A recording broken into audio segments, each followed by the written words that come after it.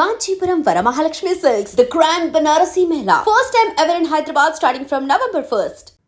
Here అన్న teaser చూసిన తర్వాత ఎలాగైనా హిట్ కొట్టాలనే ప్రయత్నం కనిపించింది సినిమాని.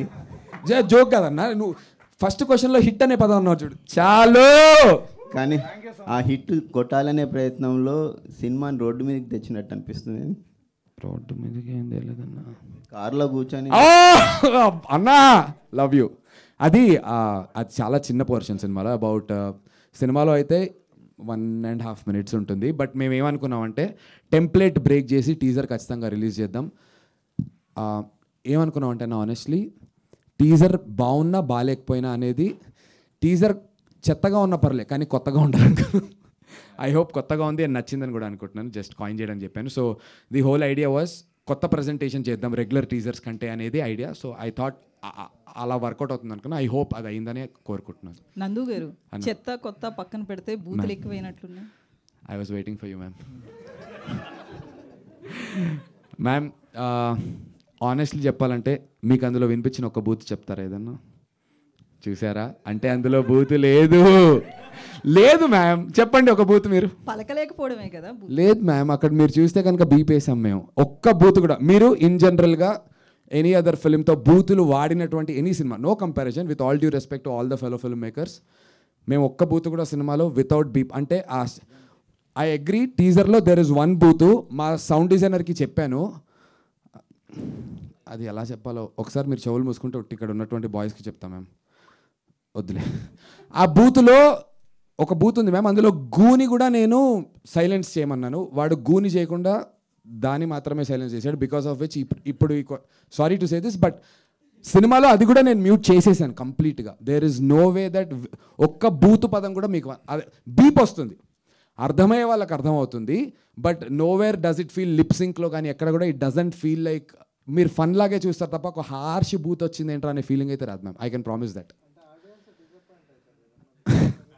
అంటే లేడీస్ రావాలన్నా పిల్లలు రావాలన్నా కూడా ఇట్లాంటి మూవీస్కి కష్టం కదా. అప్పుడు అర్జున్ రెడ్డి చూసే మొన్న కే ర్యాంప్ అంటే టీజరు ట్రైలర్లో విచ్చలవడిగా బూతులు కావచ్చు, నార్మల్గా కంటెంట్ అనేది సినిమాలో ఎంత ఉంది లేదు పక్కన పెడితే కనుక ట్రైలరు టీజర్లో మాత్రం కట్ లేకుండా వాడుతున్నారు. కానీ సినిమా చూస్తే కొన్ని బాగానే ఉంటున్నాయి. అంటే బూతులు ఇవన్నీ వాడితేనే రీచ్ ఉంటుంది అనుకుంటున్నారా? ఆనెస్ట్లీ అయితే అలా కాదు మ్యామ్. అగ్రీ, కొంచెం వైబ్ అవుతారు యూత్, నేను కాదనను. బట్ ఇందులో మ్యామ్ ఇప్పుడు వాడు ఏ కాంటెంట్కి అయితే బీప్స్ వేసామో, క్లియర్ బీప్స్ వేసామో మ్యామ్, అదంతా కూడా ఒక ఫెల్లో సిటిజన్ యొక్క ఫ్రస్ట్రేషన్ జ్యుడిషియరీ సిస్టమ్ గురించి అయి ఉండొచ్చు, రోడ్ ట్రాఫిక్ జామ్ గురించి అయి ఉండొచ్చు. So it's a fellow citizens frustration లాగే దాన్ని ట్రీట్ చేసాం మ్యామ్. అండ్ సినిమాలో ఎక్కడైతే ఈ సీన్ వస్తుందో బై దెన్ వీడి బ్యాక్ స్టోరీ మీకు అర్థమైపోతుంది. వీడి ఫ్రస్ట్రేషన్ 100% కరెక్ట్ అని చెప్పి మీరు అగ్రీ చేస్తారు. బట్ బూత్ మాత్రం బూత్లో ఒక్క లెటర్ కూడా బయటికి రాకుండా కంప్లీట్ బీప్ ఉంటుంది మ్యామ్. మా ప్రయత్నం అయితే అది చేసాం సౌండ్ డిజైన్లో.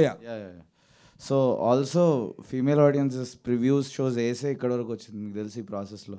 So female audiences really love the film. So people have come and said we are getting goose bumps because there is lot of empathy character చుట్టూ.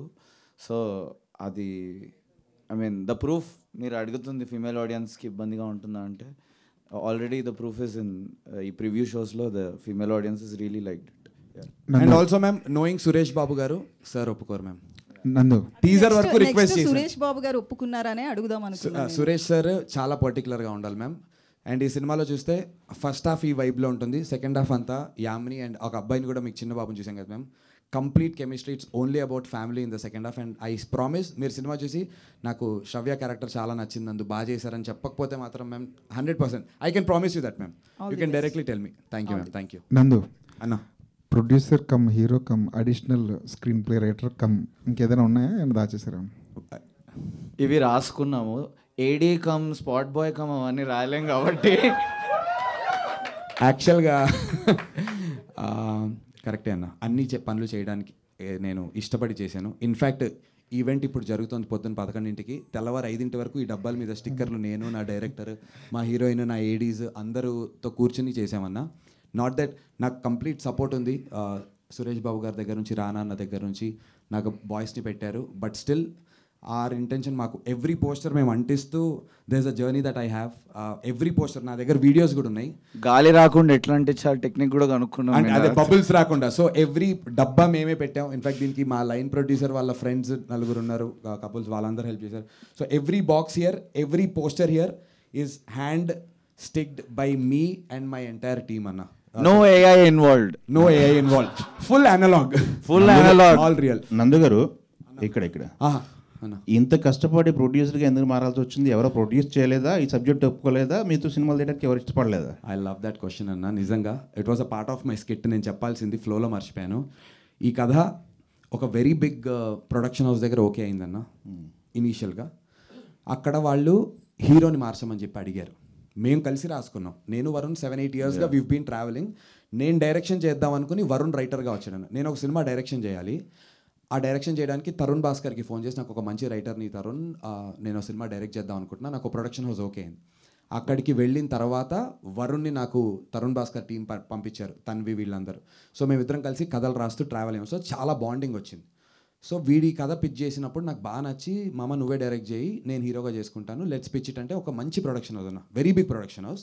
ఓకే అయింది. వాడక 2-3 months ట్రావెల్ అయిన తర్వాత నందు కాకుండా ఇంకేదైనా హీరోకి వెళ్దామా అన్నారు. ఐ వాజ్ ఆల్సో లైక్ వెళ్ళు అన్న.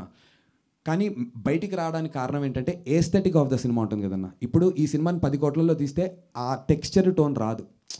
ఇప్పుడు ఈ డబ్బా ఉందనుకున్నా, ఆ పెద్ద ప్రొడక్షన్ హౌస్ వాళ్ళు ఇది డబ్బా వద్దబ్బా మంచి క్లీన్ వినైల్ షీట్ వేసి మార్బుల్ మీద ప్రింట్ చేద్దాం అంటే అప్పుడు ఈ సైక్ సిద్ధార్థ వైబ్ రాదు. ఈ కథని ఇలా చెప్తేనే వైబ్ వస్తుంది.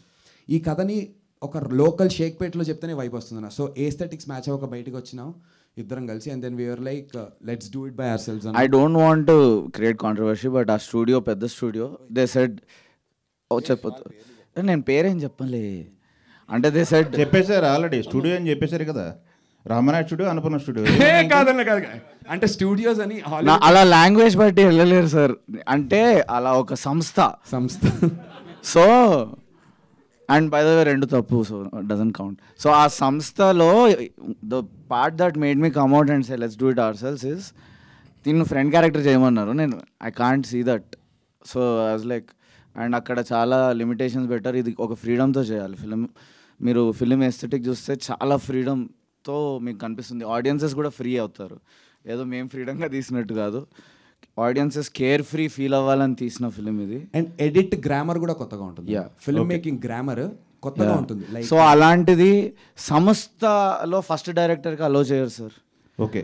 So but that's why thanks Suresh garu and Rana garu for encouraging this film and everybody else. Venkat Siddareddy garu, everybody encourage. Director గారు ఇంకోటి, ఇప్పుడు టీజర్ లో చూపించిన విజువల్స్ ప్లస్ డైలాగ్స్ అన్ని సినిమాలో ఉంటాయా?